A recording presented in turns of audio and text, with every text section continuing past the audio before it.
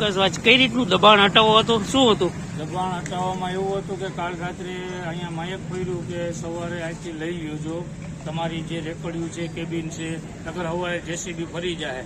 એટલે અમે કોઈ એવું સમજ્યા નહીં કે આ 2 દિવસનું કીધું હતું. સવારે આવીને સીધું જેસીબી આવી ગયું છે. એની જગ્યાએ સીધું અત્યારે આવી ગયા બધા જેસીબી ને બધું લઈને કે લઈ લો, નકર ઉપાડી લઈને અમારું જે આ બધું પાછળ છે એ બધી જો ભાંગી તોડી નાખવામાં આવ્યું છે.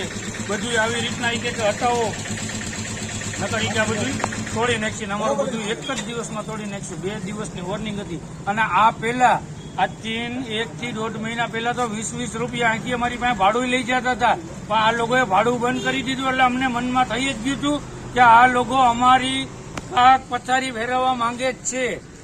બધે ગેરકાયદેસર બધું ચાલુ છે. આખું માર્કેટ ભર્યું છે, ગોંડલિયા ચોક આખું બગસરા ભર્યું છે. ખાલી નિશાળ દારૂ વેચાય છે, બધું હાલે છે. દારૂ વેચાય છે જો અહીંયા નાકામાં. હા, બધું ખુલ્લે આમ. અમે અહીંયા શાંતિથી ધંધો કરી છે. તો અમને અહીંયા અમારું પાડી નાખ્યું. શાંતિથી. અમારે અત્યારે 30-40 હજાર રૂપિયો ક્યાં લેવા જવો? અમે વ્યાજે લઈને આ ઉભું કર્યું હતું. હવે અમારે ક્યાં પૈસા પૈસા લેવા જવા? અમારું તોડી નાખ્યું. અત્યારે બધે ગેરકાયદેસર ચાલુ છે, માર્કેટમાં ચાલુ છે. આમ દબાણ છે, ખાલી આ દબાણ કેમ નડ્યું અમારું?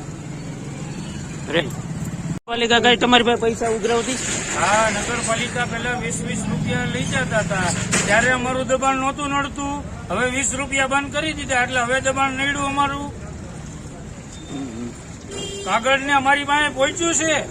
ભાડા